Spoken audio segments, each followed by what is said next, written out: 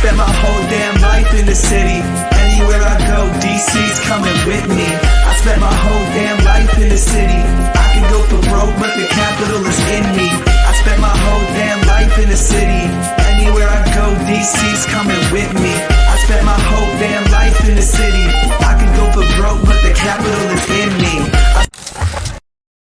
Welcome, everyone, to District Divided, a DC sports podcast, more specifically, a Washington Commanders podcast. I am Amit. That is K-Dot. This episode, we were very quickly recapping. I said very quickly last time. It ended up being 90 minutes, so I'll take that back. We are recapping the preseason game against the Miami Dolphins. We lost 13-6, but still plenty of takeaways from it.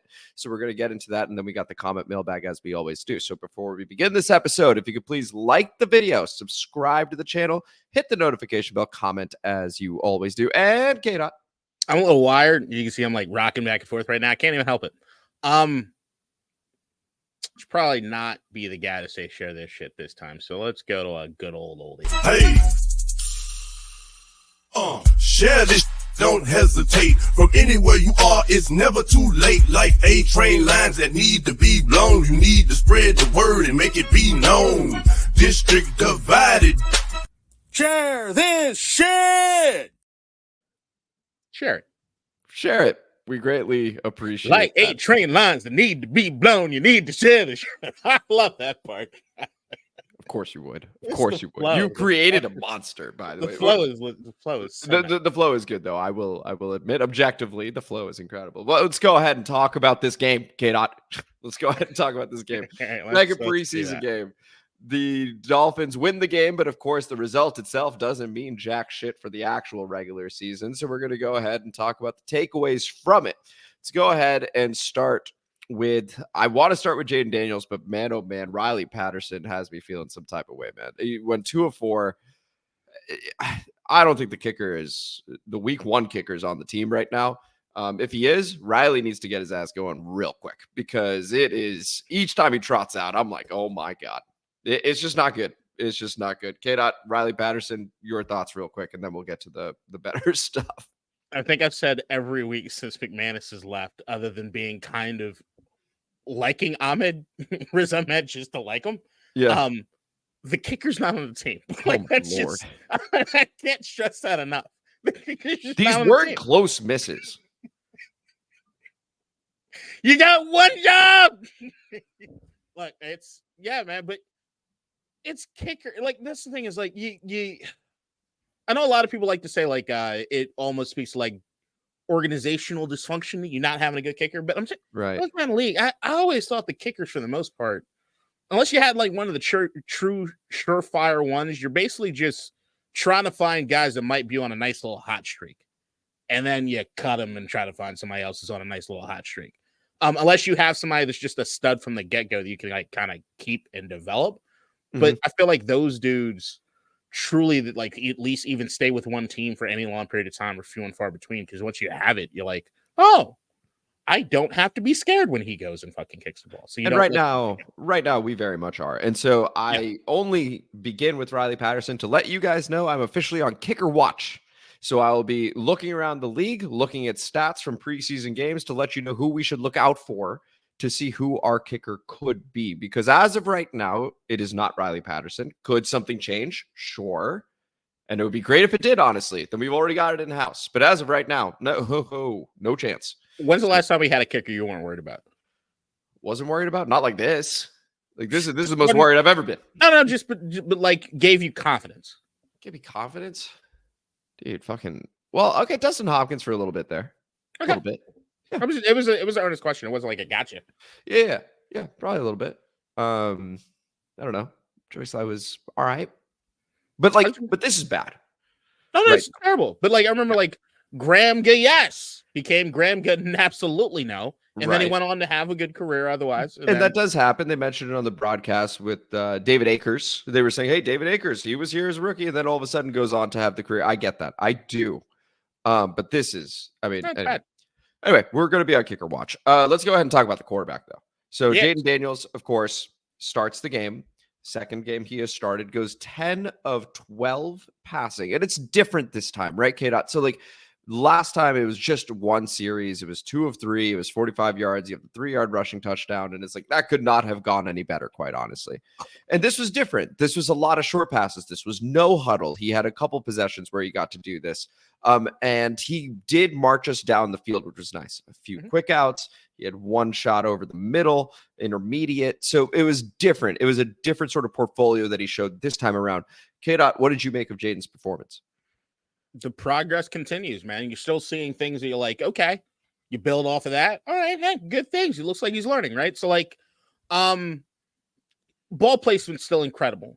Timing on ball placement, leading his receiver, like doing a great job as far as anticipating. You can see that like all those reps on the simulator or in like a training camp has got his rhythm like that. So like that's awesome to see. You got a guy that, once again, we'll always go back to some kind of same platitudes about him, but like, never seems lost in the sauce. No moment's too big for him, right? Just looks comfortable, composed there doing what he's doing. Yeah, I mean, I want to see him throw over the middle just a bit more. The throw to Bates, Bates gets the with the seam, and he hits a bit lower. Yeah, hits him low. It's good though. The thing is, if you look at it, right, it looked like he was trying to. It almost like that's the thing is like, all right, am I giving him the benefit of doubt? Was it just a low pass, or was he trying to save his? Was he trying to save the tight end from getting fucking blown out? So I give him the benefit of the doubt, but right, I'd agree. I also think that at this particular point, everything I'm seeing, he's earned that for me, at least right now. Not to say he's a fucking savior, Jesus Christ. That's Caleb Williams in that fucking play. I don't know if you've seen that highlight. I have. I also saw the other 5 drives that generated a total of 7 points. So yeah. I'm happy to pump the brakes on that one. Go ahead. He's special. He's special. Once every 5 drives, he is special sauce. Look, there are certain things you could absolutely see he's doing absolutely correctly. Even some of the pro shit, like there was a 3rd and 12 where he didn't try to get the entire thing, just try to set us up at the best position to get the field goal.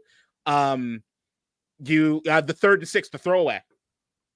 I know people thought, at least initially, maybe he was trying to complete, but you could tell it was a fucking throwaway. He's throwing it way out and out of bounds. It's those sort of things when some of my criticisms for Jayden coming into college was like, he's always looking for the home run. He loves looking for the home run. And it's seeing that, okay, the coaching, everything is getting to him. He understands, all right, I don't need everything right now. It's okay. The only time that I would have any criticism for him is the same thing that Dan Quinn had criticism for him, was the hit that he took on the run, which I get. Wasn't a big hit, wasn't anything crazy, but look, man, in those opportunities, if you get the fucking sideline right there, or you got the opportunity to fucking slide, do that shit. Like, just do it. Like, I get it. He didn't try to do something too stupid, and I know he said even in the post game that he didn't know that there were guys behind him that kind of dragged him down. But, dude, you had a choice. You cut in or cut out. Cut out. And I'm with you. Dan Quinn, and what he said, I mean, I'll just let the tape speak. Then, as of this moment, they're on double secret probation. Yeah, but like you need to be, like, I don't want to see you getting hit. Because even if you look at last week with the buzzing of the tower shit, right? What was the main complaint, at least that we've learned over the course of the week? The reason they didn't want him checking in that play was because of the absolute likelihood that it was going to open him up to get hit. That's why they didn't want him to do it. It wasn't that they didn't trust his ability to do this, that, and the other. It's, hey, we don't have the starting tackles. We don't want you back there that fucking long. That's why we didn't want you to call that play. So that there are going to be moments where they're going to have to do everything they can to save him from himself. And that's just, and I'd love to have that problem compared to the guy that doesn't want to take chances or whatever. So like, I'm not criticizing entirely too much, but it's like, yeah. And I mean, historically, we got to make sure we address this problem this time, because 12 years ago, we didn't, right? We had a guy that wanted to go back into a game. We gave him permission to go back into a game and in RG3. And of course, here we are now, right? So we got to be able to save this guy from himself. We would love to see him slide more, of course. I want to look at sort of the macro view of the 2 games as a whole. I'm not going to combine the statistics, though I have seen that be done. We have seen him check out of a play because he feels comfortable enough to go, hey, they are playing pretty close to the line of scrimmage. I think we can take him over the top. That's 1, right? So that comfort level's there. 2, going no huddle, having different plays be called and being able to go 10 or 12, I think is a good thing. Was it a bunch of short passes? Yes. Do I have a problem with that? No. So I see a guy that is in complete command of the offense already, And he is doing things that K-Dot, you had mentioned you wanted to see, not go for the home run every single time. So like last week, that was a deep shot. Maybe it's just another home run ball. It looks great. That's awesome. But can he do the other stuff? I think he showed that this week. And I also feel quite confident that we would have scored a touchdown if not for our right tackle getting back into playing shape, let's call it. So Andrew Wylie got called for a couple different penalties, one false start and a hold, and the hold was killer. 3rd and 2, we had the first down. It becomes 3rd and 12. And, that's where Jayden does what the defense gives him. If you look at it from Jayden's view, no one's open except the outside. So you just take it, you move on, you give Riley Patterson a shot to hit one, he hit it. But yeah, I just wanted to say that from what I've seen so far, he's shown multiple different things that he's capable of doing, but most importantly, he's shown poise and comfort with the offense. So I just wanted to point those two things out, K-Dot. No, I think that if there's an overall theme with looking at both games that I think there's one thing that I think it shows above all else, which is that he's learning and implementing learning. Mm-hmm. So like that to me is, what else can I ask for right now? Right. So like sometimes you get the rookie quarterbacks right now where they're just going to rely on their pure athleticism. You can tell things are going in one ear, out the other fucking ear. Like it's just what it is. Well, to your Caleb point, either you get the special, but you also get he's holding it sometimes and sort of relying on what he did at USC. No doubt. I mean, and here's the thing: it can go both ways, right? Like you have some of the greats that need that moment of. Sometimes the progression is you need that moment of being humbled before you start learning or you realize like this is what I should do. Like if I'm looking at the most electrifying players in the NFL, like over the course of the last like 25 years, you look at Mike Vick. Mike Vick has said it himself. Like, yeah, I wasn't studying the damn playbook. I was not reading coverages. And he's like, when he finally started putting it all together, bye bad news kennels. And then he comes back and he's like, damn, if I had just done what I'm doing now earlier, what the fuck? Mahomes is another dude that relied on a lot of the way you see Caleb. Like, wasn't reading defenses for 2-3 years. Just not reading defense. Or even you see what he did with the behind the back fucking back. Oh my God, he's sick. It's been a while coming, by the way. They've been practicing that since last season. You see what I'm saying? So it's crazy. You have dudes that'll do that, but those are the true special talents that get humbling and then they'll learn and then go forward, right? The entire point of it is, regardless of how you get there, in order to get to the next level, you have to learn. You have to be able to implement the learning. So, but the idea that Jayden's doing that already speaks to a level of maturity that you love to see. And the guy that's supposed to be the leader of your fucking locker room, the leader of your franchise, right? So, like, if there's the right coaches in place, if they're teaching them the right things, if they're doing fundamentally the right stuff, then you look at that and like, well, if the physical tools are there, the sky's the fucking limit. Like, this dude's already ahead of schedule, which we'll always go back to. Once again, one of those platitudes. He looks like he's ahead of schedule. Absolutely. And so we're pleased with what we see with Jayden so far. Do feel he's ahead of schedule. It seems to be the general consensus across like coaching staff, players, fans, etc. We feel good about Jayden Daniels. That's the takeaway for Jayden Daniels. Let's talk about Andrew Wylie. I know you wanted to highlight him for a moment. Go ahead. Yeah, look, I get what they've been doing as far as the hard snap. You're just getting back. Sometimes it gets some you to get used to, but to then get the holding penalty, it's like the last thing that you need, sir, is back-to-back bad shit happening. And the same drive. Right. That's not okay. And then if I'm also looking at it, once again, the two things I look at preseason, what on it? It's going to be body language. It's going to be one, and moments. Gotcha. You had two bad moments. Your body language fucking sucked, Andrew. That's the thing. That's the double. Like, that's the thing. That's the only thing I'm looking at to criticize, right? And I get it. You're just coming out, like, you're trying to get in game shape. You don't want to let anybody down. You might be just showing that initial reaction, but you got to get through to you. You got to get through to you. One thing that I saw throughout that entire game was that every time anybody had some sort of foible, Dan Quinn was over there talking to him. And it didn't seem like he was yelling at him. He didn't seem like he was getting in our asses, but he was telling them, like, hey, get your head in game. You got this. Let's go. Let's move. And I'm sure he'll figure out what the line is for everybody. But, yeah, with an offensive line that's already, I mean, we have yet to see our full complement of offensive linemen playing a game. And the idea that, like, if we're still trying to figure out who's going to be who and where they're going to line up, you need to be putting your best foot forward every single time. And we need to make sure that you're not a liability or you're not fucking up those drives.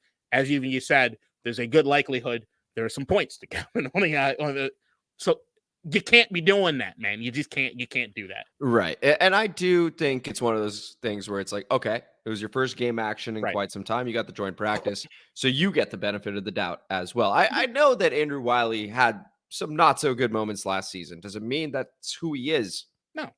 I don't think so. We'll see. I mean, if you get 2 years of it, yeah, okay, that's who you are. Fine. But it was just his first game in a while. I'll give him a pass for this one. I just don't want to say the mopey shit.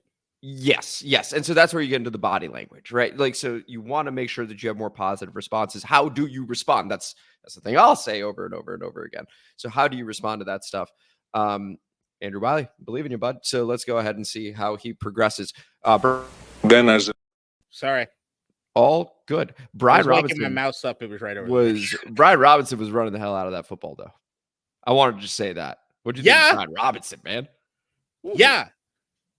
Robinson looks RB1. That's our guy. Like that's clearly the dude. Austin Eckler's going to be a change of pace, third down, whatever. But Brian Robinson's running angry, and there were some things on the offensive line when we talk about them and what they were doing with pulling. Like seeing Alec Grady kind of pull out, it was like I haven't seen that shit since counter Trey with the goddamn Gibbs 2.0, right? So it's like, there's just some shit that I'm just seeing. I was like, oh man, and you see him like hit the second level. He ain't waiting either. No. Like as soon as the hole develops, even the second level, he's like, I'm fucking gone. And he's physical, very physical. Like there were rarely any times you saw him like meet anybody head up with anything. It was like I'm pounding through whatever it is you have for me. You're gonna have to try to arm tackle. And you just see him kind of running through the arm tackles, like his momentum and how he's running sort of angrily and hitting the holes right. It's just, woo, yeah, that shit, like that looks good. And to see a cohesive, would just look like even in a short amount, a completely rehauled running game compared to what it is I saw last year.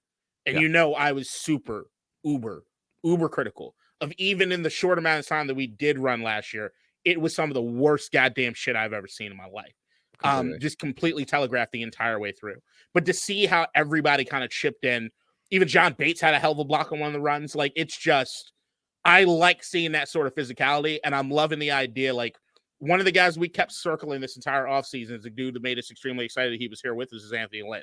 And to see what he's going to be able to do with these running backs, at least early on, because we have not seen any of these running backs really play long enough to really gain the momentum that they usually need to get, right? Like a Brian Robinson is one of those dudes that he takes his toll on the defense over the course of a game. Third or fourth quarter, what the fuck are you going to see from that dude? So I'm excited to see that. We actually saw it early on last season with Denver, and that's when we thought the offense was going to be a touch more balanced. We're like, oh, Brian Robinson could take a game over. Awesome. And we have a young quarterback in Sam Howell, who looked good, by the way, for Seattle this past week, who, like, we've got this sort of core, which is quite nice. And then, of course, it just completely went south from there. Let's talk about the wide receivers before we move on to the defense and just staying on the offensive side of things. Number of wide receivers to talk about. We got Dyami Brown, we've got Luke McCaffrey, we've got Olamide Zaccheaus, and Martavis Bryant, Jahan Dotson, of course. Okay, Don, I will leave it entirely up to you where you want to go with it in light of the wide receiver 2 competition that we have, along with what you saw from others. I think everything's kind of stayed the same. I don't know if anybody really screamed out, was like, oh, I thought Dyami Brown did. I think Dyami's putting on a hell of a show this entire offseason. Like this, he's really coming to his own. Like you look last year or whatever, where you might have 1 or 2 moments over the course of the season, you're like, oh, that might be something. They're becoming more consistent. And it's so he's becoming one of those dudes. Same thing with Zaccheaus, who I know Allison Lombard has been someone that's talked to us ad nauseum about Zaccheaus. You could just see his intensity in play is something that I really look towards. Once again, I go back to body language for a lot of this stuff. And to go back to a point I was making as far as some of the blocks, even Zaccheaus was trying to finish these damn blocks out, right? Him and Bates just being on the screen the entire time, like pushing their guys all the way through, not making sure they did not release contact with these guys. It's just, I love seeing that shit from an effort standpoint. I think seeing Terry get involved, I think everybody at this point, if you had any questions about last year and Terry, just know it's the blip. He's Terry motherfucking McLaurin. Don't worry about him. Okay. I just think whether or not you're going to be in a situation where by the end of this entire offseason, has Dyami showed enough to make him go past Jahan? If I were looking at it from a power ranking standpoint, I definitely put Zacchaeus and Brown over Jahan Dotson as far from a power ranking. But if like right now, like just where you at as far as hot streak, cold streak, whatever, but still, if I'm looking at just the most that I've seen from a talent standpoint over the course of their time being in the league. Of course, not even close. See what I'm Yeah. saying? No, I absolutely see what you're saying. I also see that there's a brand new coaching staff over here that's preaching, doing hard shit with good people, making sure that the work is prioritized as the number one thing and getting consistency. And Dan Quinn said as much after saying that, hey, look, wide receiver too. I said what I said, but also I just want consistency across the board. I don't really care. Like, so long as we get guys in positions and they're doing their job, I'm good. I'm paraphrasing that, of course, but that's more or less what Dan Quinn's saying. I do think Dyami Brown has had an excellent offseason so far. I think it'd be hard to deny that. He made a contested catch on third down on the very first drive of the game. He then, after a ball goes over the head of Jahan Dotson, ends up catching basically the same route on the other side for Jayden Daniels. So there seems to be a degree of trust between those two. Jahan, I still fully believe in the talent. I still fully believe he's got time to be able to make his mark with this coaching staff. So I have no problems with Jahan Dotson right now, just to be abundantly clear. I wanted to highlight Martavis Bryant because K-Dot, I know it's been a while since he's played. I know it's been a while since he's been productive in the NFL. The man's size jumps out immediately. When he got that ball from Trace McSorley, who he didn't play very well, he just literally entered the building and all of a sudden is like, yeah, fourth quarter, there you go. But Martavis Bryant, I mean, draws the illegal contact, almost caught it anyway, also forced the fumble on the interception so that we have new life just one more time. I thought in his limited time, he was pretty impressive, and I'm very curious to see how he does in the final preseason game because I wouldn't be surprised given his profile, size, etc., if he does squeeze onto this team. So I just wanted to say from what I saw, just purely what he brings physically, it's different, right? We got Bryson Tremaine and Martavis Bryant. Like, I do think having one of those guys may end up being a necessity. So I just wanted to point that out now from what I felt watching that game. I will say that, yes, no doubt, if I'm looking at moments, Brian had a couple, like you kind of like, oh, but then I look a little more in detail in both of those, and I'm like, there were some things that were glaring to me. Lack of separation he was getting as far as lining up a wide receiver. Even the illegal contact thing, I think you can more put that on. They're also playing guys that most likely might not make an NFL roster that game, right? So like, I still think it's a very long shot. This dude makes the squad, especially with just the number of wide receivers there.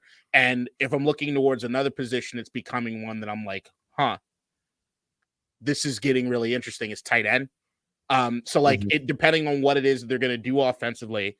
Right now, Bates if I'm looking at overall, I love John Bates's game that he just had. He answered some questions that I had as far as both blocking and receiving. I'm like, okay, Bates might be a guy who's coming on to something. And that's already Ertz Bates in your eyes, right? You see what I'm saying? So it's like, Ben Sinnott to me is a dude that he might not start out the gate as anything, but trust me, by week 8, week 9, week 10, depending on how it is they roll, he's a dude that once they start putting the ball in his fucking hands, he starts making some of these plays, they're not going to have any choice but to play him. And we still yet to see Zach Ertz. Congratulations to him and his lovely wife Julie when they had a new baby on the way. Or did the baby get born? I believe still on the way. On the way. But he didn't play. So like, and we know that as far as like looking at anything on paper, I mean, we'd still Zach Ertz is tight end number 1. So like, without a doubt. And by the way, just from a fantasy perspective, I do think he's going to be a sleeper tight end just because people they haven't seen him this offseason. And in terms of the amount of separation our receivers are getting right now, because I think that Martavis point can be made for a number of receivers we currently have. Zach Ertz may be quite busy with Jayden Daniels. So just wanted to say that. Agreed. And if you have a situation where Ben starts to come on, maybe those numbers start dwindling for Zach, but whatever, that's a good problem for us as a team. Yeah. I'm just saying that, like, if I'm looking at all the dudes that you're going to have as far as pass catchers, I know I've been doing this a couple weeks from now, is like looking at the numbers game. I think the 53 is going to be very, very interesting. I think there's a good chance you see one or two surprise, like, oh shit, they didn't make it. I think it's leaning that way. So I'm just kind of playing the numbers game as far as like how many quarterbacks are they going to fucking keep? How many running backs are they going to keep? And if I'm looking at wide receiver, I'm just like, do I want Bryant's size over Dotson's possibilities in first round pick 2 years ago? No. So like, It's just it becomes one of those things. So like I don't know. I'm hoping that what Brian does is that because he's been, I mean, I know he played for Dallas last year for our practice squad of training or whatever. Mhm. But to get him back into game speed, to get him to feel it, he's a pro. He's just got to get back into the groove of things. Maybe he shows the fuck out next week and it changes the dynamic or everything. I'm so getting the now- sense that's going to happen. This is Possibly. his first game in ages, and the other receivers, some of them, did not do themselves favors. So I think when I put those two things together, I go, okay, actually he does have a chance. And then I look at the size and like I go, okay, well, actually it is a pretty unique profile for what we have. So we'll end up seeing what happens over there. Go ahead, kid. But shout out to Luke McCaffrey, who continues on his reign of absolute domination. You throw it his way, you know what you're getting. A catch throughout the preseason. 100%. Great grab. Target from the catch, guy. baby. Great. And that's another dude that I keep looking at. I'm like, all right, what I think what ends up happening with a guy like Luke is when you're looking at some of the other dudes, especially in training camp or whatever else, right? I don't think he's anywhere near capable of making the splashy plays that Zacchaeus would be just because he doesn't have the same speed as that dude, right? Or the shiftiness, right? Like shiftiness or anything else, right? So I don't think he's one that's going to scream out the like, oh my God, he needs to start because you just don't see it yet. But I'm telling you, the thing that makes Luke special to me is that he seems like he's just going to be your surefire, like safety valve. Yeah. That ends up being extremely important. I think the other thing to look at when it comes to wide receivers is there's a good chance your wide receiver two on this team is not second in stats on this team. Like, I think there's a good shot. You can have your slot receiver end up being that. You can have a tight end end up being that in this fucking offense. I'm not going to go as far as to say Austin Eckler would be. I just don't think he'll get that many reps. But honestly, let's hope not. But right. Yeah. I mean, maybe they do something crazy like split backs with it. Like that's it's like I'm just saying, like, even what it is that we consider or we look at as far as like, all right, who's the wide receiver two going to be? Right. I still don't know enough about this offense to know what that even really means within the scheme of the offense, right? Mm-hmm. It goes back to also something I said about the Jayden Daniels thing, which is the only thing that I want to see more on tape of is him throwing across the middle. It's something that it was a criticism of him at LSU, right? Outside the numbers, the dude's like, we see it already. Like, it's special, right? The Bates throw, he had that shit on a rope. He knew exactly where he was going right on the. I'm like, okay, is this going to be more? Is this a timing thing for you? Like, what do you not trust what you read it? I don't have enough sample size yet, right? But like when I'm talking about the middle of the field is when that's where your Luke McCaffrey might start shining, right? That's when your Jamison Crowder historically will start shining, right? So like there's still a lot within the fundamentals of the offense that I just don't we've seen yet that makes me know that like there's still so many unknowns going into this season. But so far, a lot of it's just looking pretty good. Luke has looked very good. I think he did himself a lot of favors. Not that he was at any risk of being cut, just to be clear, but right. Like you could see the progression just in 1 week with Luke. That was a great grab from Jeff Driscoll, who, by the way, I think had a good game. I don't think he did enough to remember. We had that like, oh, maybe he's coming for QB2. I didn't see anything that would suggest that run was pretty. The run was pretty, but it's also like that reminded me of Taylor. And I love Taylor Heineke, right? But like it's very much a like, okay, you want him to throw. And a lot of times he would just sort of bail and run. So now that we're evolving as people and fans. Let me ask this. If we go back to us running the team. Yeah. Oh my God. Taylor Heineke was available. Would you have him as QB2 on this team? In a fucking heartbeat. No, I would not. That's all I'm saying. I would not. I would not. For real? Just to be clear. Yeah, for real. All right, where would you? All right, if you added Taylor Heineke to this quarterback room, what's your depth chart look like? Ooh, okay. I would probably contracts, fuck the salaries. Fuck contracts, fuck the salary. I've got Jayden 1, Marcus 2, Taylor 3, and then I would have Jeff 4, Hartman 5, McSorley 12. McSorley, it was unfair to him, just to be clear. Like McSorley, he walked into a tough situation. Yeah, but this is what McSorley's here for: is to pick up some checks, put some game tape on. Maybe I could continue to start my career somewhere else, but nobody's expecting him to do anything. Yeah, and no, it was a great opportunity, but it was also a tough. I'm happy for him, and simultaneously, I'm grateful that he made himself available for it. Yes, absolutely. Also, a local guy. So anyway, that's the offensive side of the ball. That's how I would do it, K-Dot. I would have the Mariota thing. How many times have we seen him throw the ball this preseason? No, understood. But I also think that when I'm building the quarterback room, I want it's not a criticism. I'm saying that like Mariota's still number 2 for me. It's just a matter of like I just haven't seen shit. So it's like, no, of course, we saw the one little quick, and we're like, right. Right, I was cool. like, I haven't seen shit. Like, I want to see more Marcus Mariota because I honestly do think I love the idea of there being a conversation as far as that number 2, right?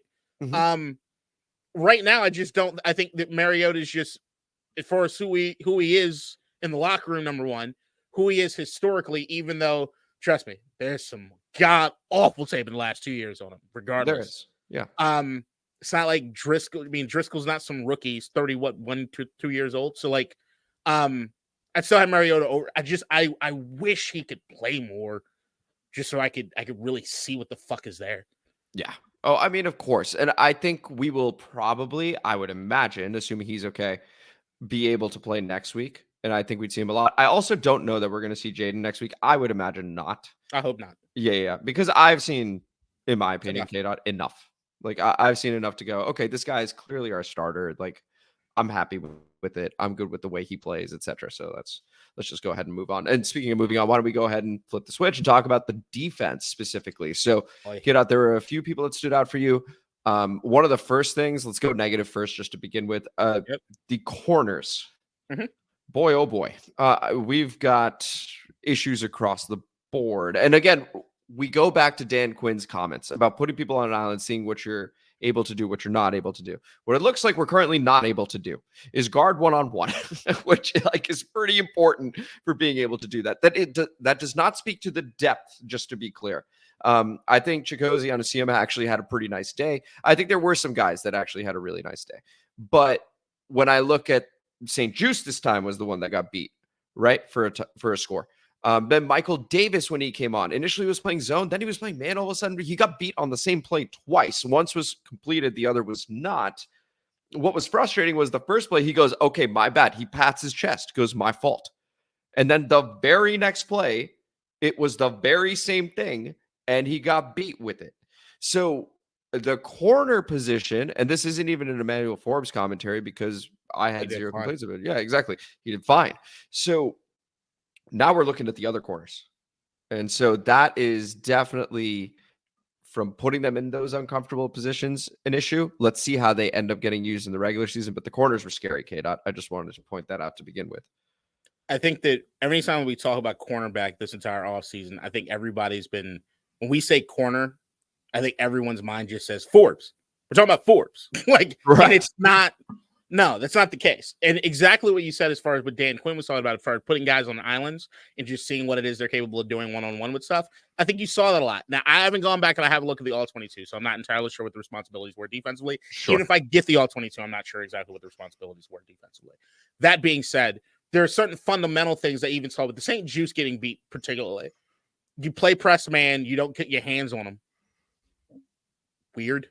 Like to me, I'll never understand that necessarily. He never takes his eyes off. He is locked. I'm like, where's your eye and head movement at all on this, bro?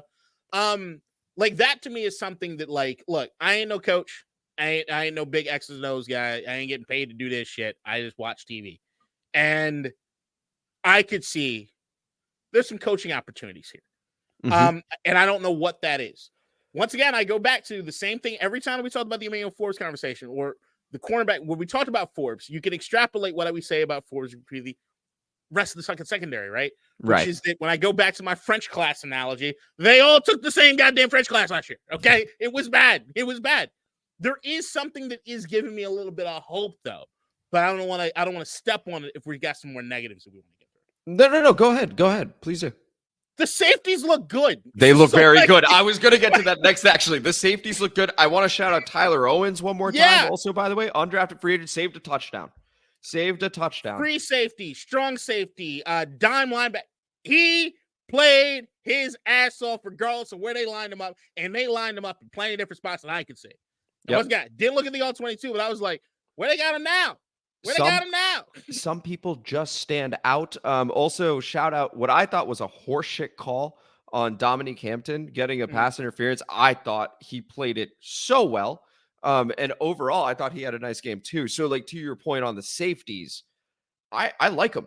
getting Derek Forrest back was also really nice to be able to see. Jeremy Reeves had a couple rough moments where he had a guy. I remember he had him wrapped up and all of a sudden he goes around. It has a couple big hits also. So like, I don't know. There is a lot of optimism for me in those parts of the secondary and still with the corner room. Mind you, it was just a sobering reminder for anybody that was getting high like me on, watching Jayden Daniels play. I know where your mind went, just to be clear, K-Dot. Yeah. Okay. Listen, anyway, ladies and gentlemen, if you're new to Dish Divided, he's talking about cocaine. No, I'm not. I'm talking about the team. I've wanted Jayden Daniels since the beginning. If you've been all there of a sudden for a while, just go in the comments and explain. That's what Point being, there are two parts of the secondary. The corners, who have not been so good so far, but the safeties, I think, have been really good. It's fun to see them line up in the box as well and be able to tackle. So, like, there are reasons for optimism there, too. So go ahead. You can keep chatting. Shout out Nathan's fucking dude, Quan Martin. Quan Martin's nice. So both of them dudes are looking legit. Look, I'm not a huge Reeves guy. I'm a huge Reeves guy on special teams. That's about it. Yep. I think we all are from that perspective. Absolutely. But yeah, these dudes, they like Derek Forrest. I just wanted to play some more because he could hit like a motherfucking train. But that goes back to like if we're looking at both elements of the secondary, right? How are they going to help each other out, and what does the defense look like going forward? Right? I don't know. I don't see this preseason. While there are absolutely reasons that you would say, if you would extrapolate like what happened in this last game. If you were to place a bet on, will Washington get beat deep a few times this season? Yes, I'd take that bet. Yep. Right? Yeah, but we all would. I don't know what this defense is looking like because I think that they on purpose put these dudes, just based on what Dan Quinn has told us, and he hasn't lied to us, that they were going to put them in rough situations. So I'm not sure. Once again, there's no excuse for seeing fundamentally what looked like St. Juste just have a complete mental breakdown on what it is like fundamentally how you're supposed to play the position at all. Mm-hmm. But I don't know what that I don't know. I honestly don't know. If I'm looking at Dan Quinn's history as far as how much zone, how much man they play, I've seen it happen in both cases for every team he's sort of been on the play coach defense. To me, it's usually more of a progression is like until he sees what he really has as far as the defense and who he can rely on. Mm-hmm. They're usually going to play a lot more zone shit. So, like, but once again, I don't know. I don't know exactly what it's going to look like. I do want to say this, that I think we are going to get a lot of help with the secondary in the form of this defensive line. So I wanted to shout out Javonte Jean-Baptiste, who I think put in a lot of effort, got a sack, had a couple of plays where back-to-back he's getting a tackle or at least making it difficult for the quarterback to make a throw. It's minimum. Johnny Newton hasn't played yet, but he's ramping up. I think my thoughts on Johnny Newton. I think he's going to be really good. Jonathan Allen hasn't played yet. Deron Payne not played yet. Like, I think they are going to get a lot of help because I trust the defensive coaching staff. Daryl Tapp's going to be a good line coach. Like, I trust that these guys are going to get push, be creative. We talked about seeing stunts this offseason that we haven't seen in a while. Like, I think that is going to help the corners so much, and it's all connected. So I just want to point out that I think the defensive line, we have yet to see the true potential of it. And I've liked what I've seen from the defensive line in the preseason games so far, but I mean, the big hitters are yet to come, K-Dot. So just want to point that out. Yeah, that's the thing is like, you look across the team offensively, there's a lot of things we're looking at. We're like, I like the look of that. I like the look of that. I like the look of that. Wide receiver 2, once again, I go back to, I'm not sure what it looks like as far as the overall game. I'm not sure how reliant they're going to be on that person. Defensively, it's like they haven't had so many guys that are going to be so crucial to the defense play yet. It's like, and especially play together. Yep. It's like, what the fuck is that? Like, what does a Jonathan Allen with a Deron Payne next to him, a fresh Newton with Bobby Wagner behind him, with Wagner and Louvu fucking right behind? Like, what is that look like? Has been missing this preseason. Yeah. So it's like, I can't make any grand indictments on anything. I think anybody that does is getting too emotional and too wrapped up in these preseason game. And I just remind you, Osaka. It's just, look, there's a lot of things I'm looking at. There's a lot of things I'm like, but to see, I was going to ask you, because when I saw Stephon Gilmore get signed, and I see a bevy of fucking videos and Twitter responses, Oh my God, Washington fucked it all up. Stephon should have been here. They're punting on the season. We should have Ayuk and Gilmore. I'm just like, that's is that where we're at already? No. And you know that I wanted Stephon Gilmore for a multitude of reasons, one of which is that he was with this exact coaching staff and I thought could be an extension of it and still produce here and there for us. Right. Was I bummed that he signed somewhere else? I don't even know if bum's the word. I was just like, all right, he signed somewhere else. Like, it would have been cool. But like, I also think that we're still figuring out what we have. So I wasn't like, no, I was not bummed, I suppose. Okay. I'm still figuring out what we have. I think it would have been cool. But I was pretty neutral when I was like, okay, sign somewhere else. So be it. There's one dude that I wish we did have. Okay, who's that? Storm Duck! Shout out Storm Duck. And he got a bit of play on the I love just seeing him out there. Storm fucking Duck, man. You're our dude.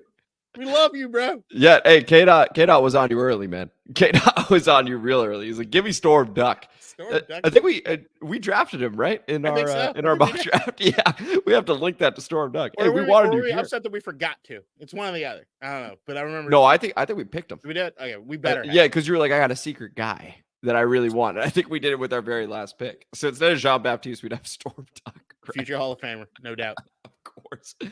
At least to walk in the Canton and see the bus say Storm Duck. Oh my God. Oh, that'd be incredible. Speaking of incredible, though, Jamin Davis has gotten a lot of criticism throughout his short career so far, and we've been trying him out at edge. Again, we are putting people in uncomfortable positions. How do they respond? He responded in a big way. He had a nice little inside move, ends up sacking Mike White and forcing a fumble, which we recover. So I just want to shout out Jamin Davis for accepting the challenge, embracing it, and look, now all of a sudden people are viewing it. It just takes a moment, to K-Dot's point, going all of a sudden, hey, maybe Jamin can do this. Maybe Jamin could come off the edge next to a Deron Payne, next to a Jonathan Allen, and be able to get one-on-one. He's fast, he's big, he's physical. Maybe he can suddenly do that. Is that what's going to happen? I don't know. Again, Dan Quinn said it's probably going to be third down. It's going to be specific. He did it on a second. But I think he's going to play some linebacker. It's cool to see him develop a new skill set and get better at it. We're looking at progress. How do you respond? And Jamin Davis had a moment, K-Dot, and I thought that was very cool. He had a positive moment, no doubt. Yeah. It was against fourth stringers, but it was a positive moment. Got to do it at some time. I mean, you have to, right? It's going to be one or the other, because if he didn't, then he didn't do it against fourth stringers. And that's all it counts for. Once again, I can't be super critical. The things I'll look at are body language in the moments. And even look at the body language. He was pretty hyped after what he did, and it's good. And you're at this point where you have dudes that haven't had a whole lot that they can pat themselves on the back about, having little moments that they can do that. And that's all it takes to develop a little bit of confidence and maybe keep that steamroll going, man. Yeah, absolutely. So wanted to point out Jamin Davis again. Emmanuel Forbes, quiet outing. It's a good thing. That is a good thing. Go ahead, Kate. What are you thinking about? Did I use that right? Steamroll going, steamroller going. Steamroller steamroll. Sorry. Well, he steamrolled Mike White. I'll tell you that. That's what he did. Yeah. To keep that steam rolling. Any final thoughts before we go to the common mailbag? Shout out to Dan Quinn. 2 weeks in a row, 2 movie references. You're my fucking dude. I knew. There's a reason I loved you, bro. Oh, and also, I should have taken this clip also on the Dan Quinn tip before we got it. Did you see the press conferences? Somebody, I forget who it was. It might have been Nikki or somebody did the back-to-back on him and Mike McDaniels talking about each other and about their histories together. No, I actually missed that part. But go ahead. Fucking dope. It was dope. Mike McDaniel also being one of my favorite dudes. McDaniel's awesome. But him talking about how when he worked for Dan and when he was going through his things with sobriety, what it was that having a Dan Quinn believe in him and to give him sort of, you got this, man, to give him that appreciation and a positive affirmation was so crucial to him and where it is he got here now. I have yet to hear any goddamn stories about Dan Quinn not being a 10 out of fucking 10 human being. And that to me is just to have a dude like that as a part of this organization. Look, man, I don't know what it'll end up being on the field. I don't, but I'll tell you right now, everything I'm seeing, they made the best goddamn choice. And I am so happy to have a dude like that at the helm of this thing. It seems like we have an excellent human being that happens to be a good football coach as well. Yeah. Like that is really, it's really awesome to see because like K-Dot said, and for those that maybe don't follow as heavily in terms of like, we look for stuff all the time. Every single place he goes on the road, whatever, people come to us. Everyone's got a glowing review and a specific story around Dan Quinn. He is just a top class human. So yeah, shout out Dan Quinn. And on that, why don't we go ahead and get into the comment mailbag? So yeah, just when A-Train knows that he needs to get sober, maybe he can call up Dan Quinn. Comment mailbag time, motherfuckers. District divided, ain't got time for no suckers. Spread the word, get in line. OGs and new G's, it's your time. And spread the gospel, cause this shit is divine. Yeah. Yeah. Yeah. All right. So anyway, let's go and get into this comment mailbag. You asshole. You mocked me. Yeah, I did. Actually, yeah, what people don't know is that while that's playing, we can see each other. So we got audio, we can see each other. Flicked off Kane after that. Every time I skip to Nikki just to cut him off, I get to see the reaction real time. That time I was ready because I was like, I'm not going to respond. He's going to play Nikki. And so I waited, and then we just stared at each other. Anyway, so we got a loaded comment mailbag over here. We keep it positive, people. As always, guys. So we will begin. Okay, you know what? We'll begin with a positive comment. Ridge, where your helmet at? I see your comment, Ridge, where your helmet at. We'll conclude with that one just to be clear because it is quite the question. All right, but beginning with Tony. Shout out Tony. Tony P. Yes, Tony P. Hey, shout out to Amit's graceful public reading skills. Also, shout out to my favorite wrestler of all time, Heartbreak Kid, with a thumbs up on that one. Appreciate you as always, Tony, the OG of the channel. Could be Tony Peters, kid on. I mean, Tony, class act as always. Appreciate the comment. No, he's a sexy boy. Sexy boy. He's not your boy toy. Boy toy. He's your sexy boy. Sexy boy. Wishing you, my sexy boy, I love you, and I hope you're feeling better.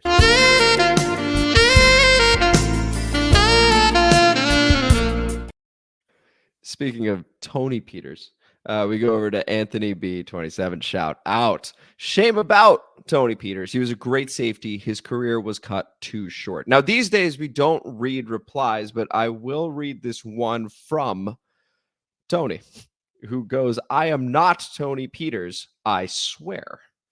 But he's got a couple of emojis that go with that made us pause for a moment ago.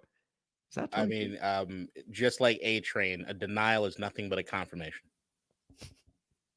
Earl Bruce, shout out as well, also said yes, but he recovered nicely. Good player, good coach. So I thought that was also important to note.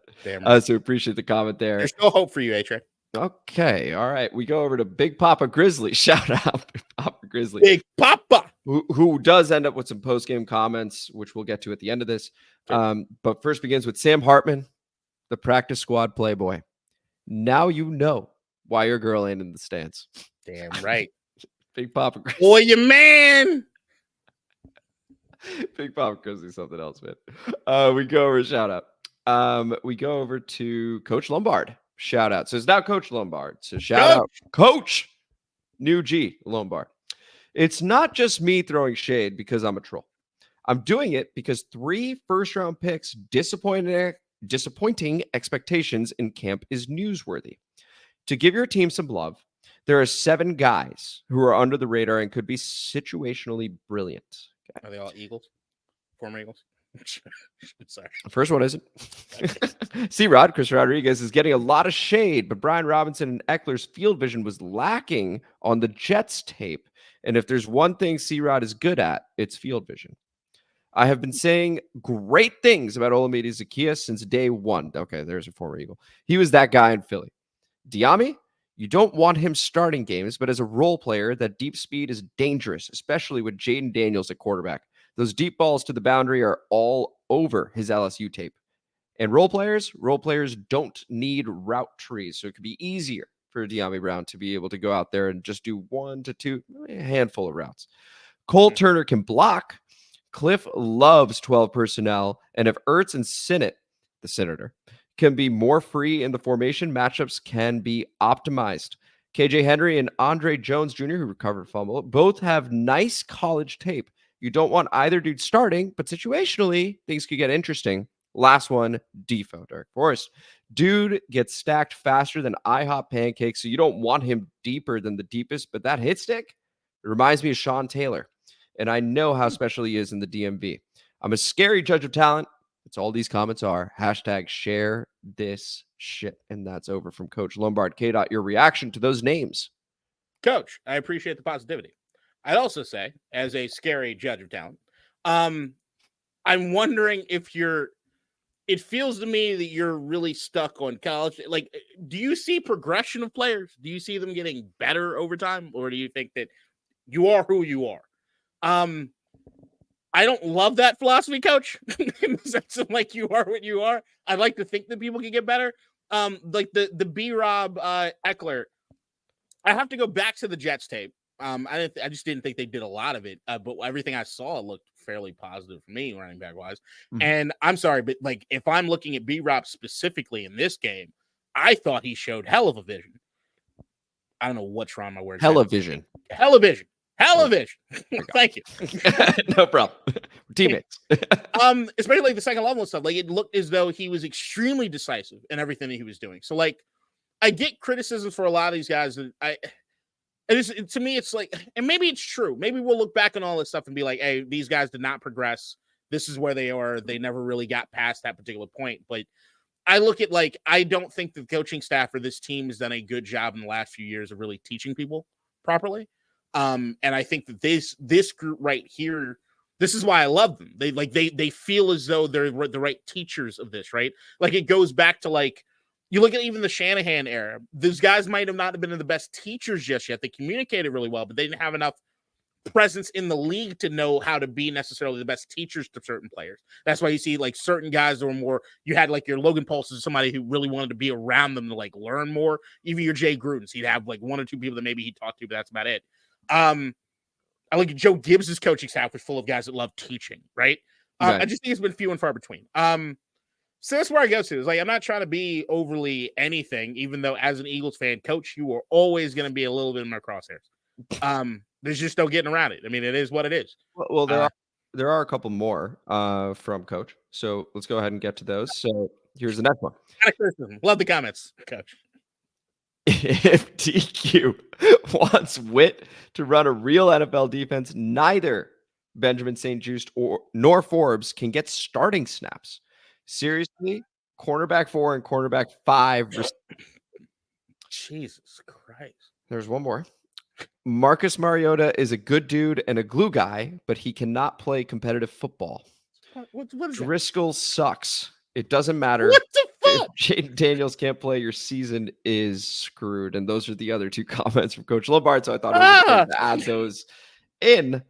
I will give my comments now since you gave your love comments. My ass. Look. Hey, St. Juste, let's shove a cheese stick up your ass. Like, where are we at? It's really okay. So first and foremost, can't play competitive football. I think a lot of these guys can play competitive football. I'd say it's quite hard to play competitive football. Marcus Mariota, I mean, look, he has not had the career he's wanted to, but I wouldn't go as far as to say he cannot play competitive football. He did start a playoff game. Like he's had some success in the league. So I think that constitutes playing competitive football. I think if Jayden Daniels gets hurt, our season being screwed, I think that you can name roughly 32 teams who would be screwed if their starting quarterback went down. So yeah, I won't disagree with that. Driscoll sucking, I think Driscoll's been fine. Like I think this is quite extreme in my opinion. Cornerbacks 4 and cornerbacks 5 respectively. Again, we talk about them being placed on an island right now. I don't think we know just yet. And when we talk about K-Dot's comments about just college tape versus can you grow, I think we're beginning to see some growth with Emmanuel Forbes, for example. I think that's nice. Like he's starting to tackle more. He's had some pass breakups, even reported in camp. So I think there's a lot more to it than just what you see in the moment. I think confidence, K-Dot, you can back me up on this one. I think confidence takes you a long way. I think it's everything. And I think it completely transform you in your game when you have it. So that's where I stand on those comments. Go ahead, K-Dot. Yeah, the confidence piece, I'll start with that. It's almost impossible to do anything without it, right? Like, even if you got to fake it till you make it. Mm-hmm. Yeah, and trust me, there are some confident dudes that can't play for shit. But if you look at the dudes that can, they got to have at least something. You got to believe in yourself to some degree. I'm not going to spend too much time defending the defensive backs. As we said early, just refer back to earlier in the pod on that. Mariota, refer back earlier on that too, in the sense of he's thrown how many balls this preseason? 1. So, like, once again, coach. I like calling it coach. This is fun. Yeah, coach is good. I like coach. Is good. I like it. Coach Lombard. Coach, like, do you think these guys can learn? Do you think these guys get better? Or do you think that we've already seen the ceiling on all of them? If you think fundamentally that we've already seen the ceiling on all these guys, kudos to you. Maybe you're right. We'll revisit this at the end of the season, and maybe you need to have a guest spot on the pod to just tell us how fucking wrong we are all the goddamn time. But that being said, I got a little more faith in you. But I also think if that's true, it's Scout Lombard and not Coach Lombard, because coaching involves progression and making sure that somebody gets better. Right. I think there's that aspect too. I don't doubt the scouting, just to be clear, at all. I do think, but the element of coaching is quite important. And I do think that these guys, that's why we're hyped about the coaching staff. So anyway, I just want to say that. It's the number one thing that makes us hype about this. You saw our faith chips as far as what positions and everything, right? There were reasons we had certain positions the lowest on our goddamn rung, right? Like, we understand from a talent standpoint, we're not world beaters here. But what we do think is this coaching staff is going to be able to teach these guys and get the best out of them. I do believe that. I fully believe that. We go over to Flinskin, and shout out Coach Lombard for the comments there. Yeah, no doubt. Flinskin writes, another great show. Really hoping Daniels doesn't show too much of his speed. Want that to be a regular season shock tactic. Really interested in what you guys think about trying to get Reddick. I assume this means Hassan Reddick. I know we want a rebuild, nice and slowly and sensible, but I feel he would be a great signing. K-Dot, what do you think of the idea of trading for Hassan Reddick? Once again, not a rebuild, right? What's the other R word? Recalibration. There we go. I put Reddick in the same camp that I put him in a similar camp than the one I put Ayuk, which is just, we're not ready for that.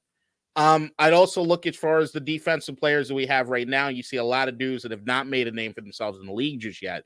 And if any of them can transcend or get big the way you need to, I'm just not in the look. Last year to me was supposed to be the grand evaluation year. And the coaching staff did such a piss poor job that we couldn't. Like, it became impossible to do it, right? So now, and I know this is the chagrin of most Commanders fans, and I understand not wanting to be patient on this, but I do look at this year as an evaluate but learn. It's about progress. It's still about making progress, right? I don't want to see them get work, but it's like we need to see if we got some like C-tier guys to become B-tier guys, some B-tier guys to become A-tier guys, or maybe an A-tier guy becomes special, right? Like, we're in that territory right now. We don't want to do anything to hamper the development of anybody, right? But it doesn't make sense to necessarily get rid of somebody you're unsure about to bring in somebody that's going to cost you a bunch to hamstring you a little further down the road if you're going to be able to make more flexibility.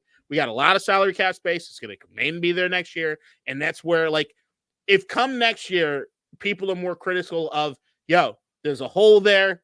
That's what it is. We've seen what the positions are. Go out and get the guy. Next year, I'm going to be much more with everybody on the grocery shopping list. I'm going to go ahead and say I flat out would not touch Hassan Reddick at all. I do think the Jets are a dysfunctional organization, so let's start there.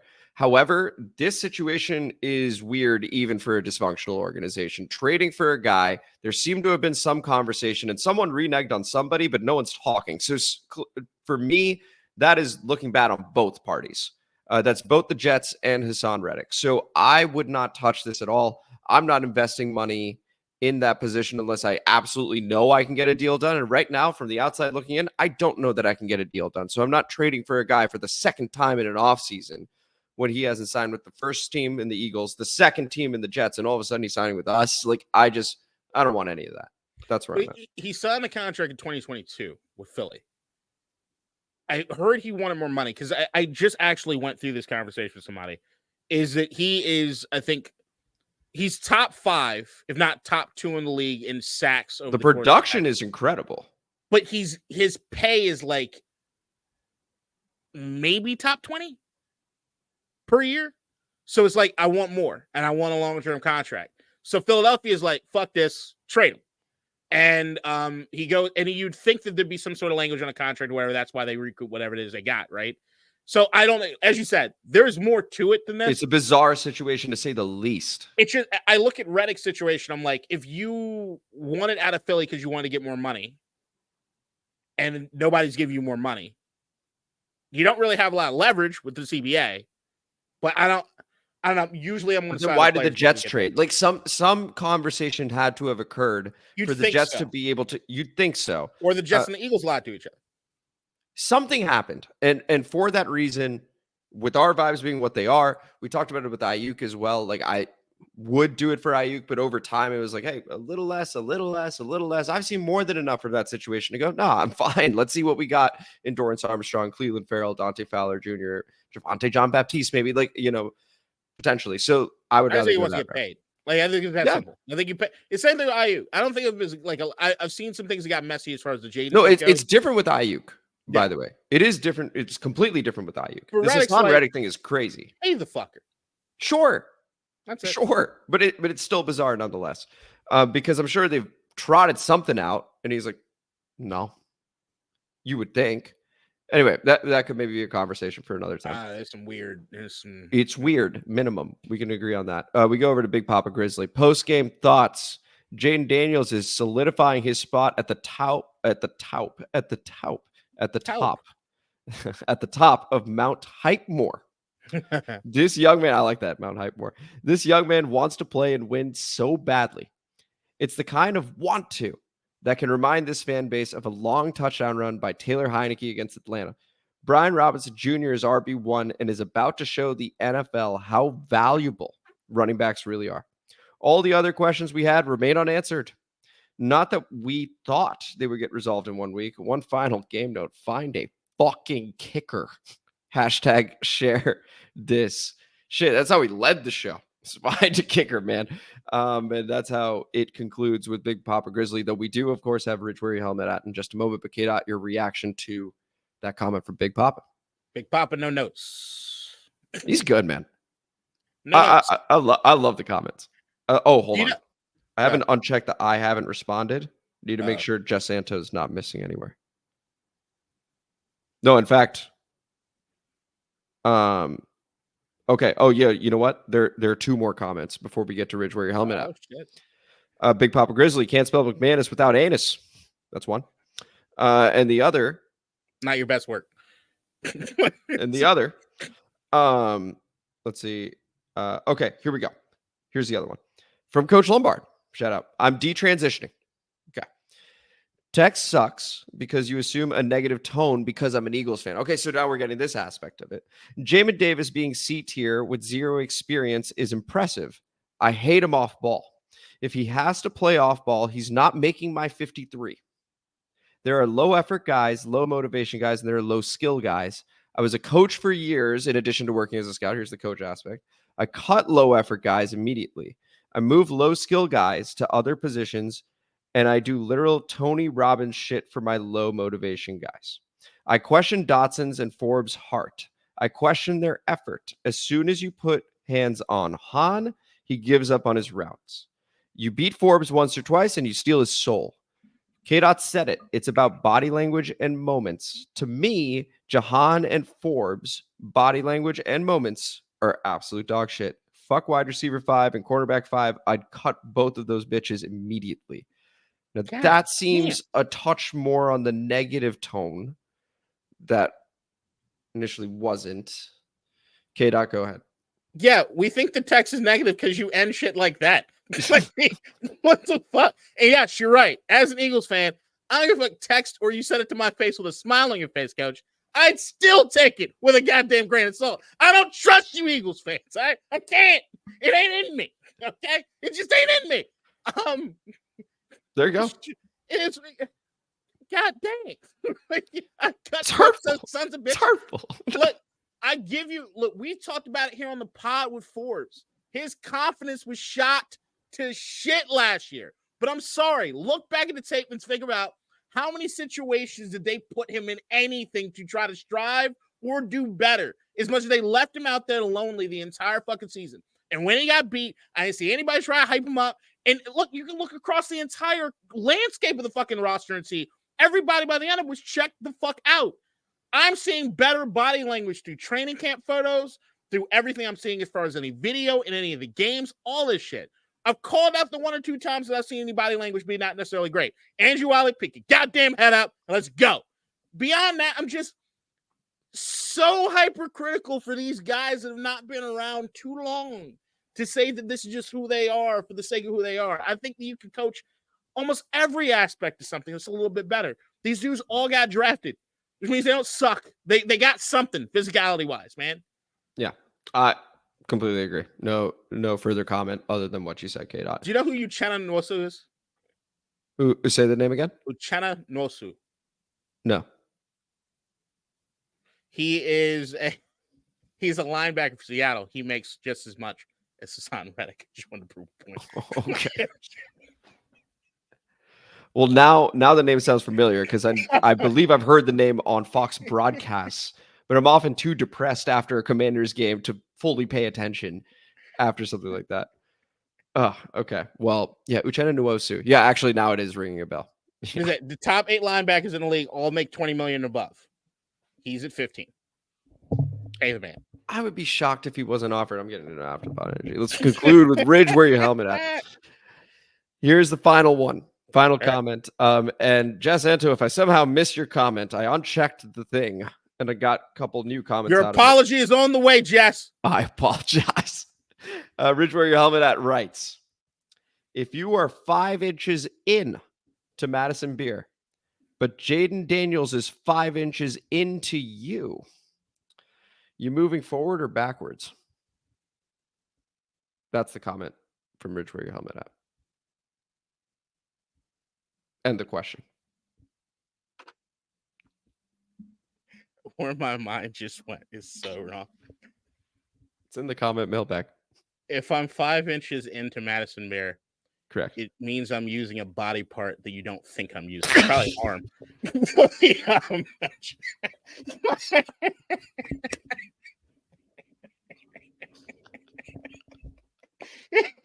Three whole inches over here. No shit. The question is forward or backwards.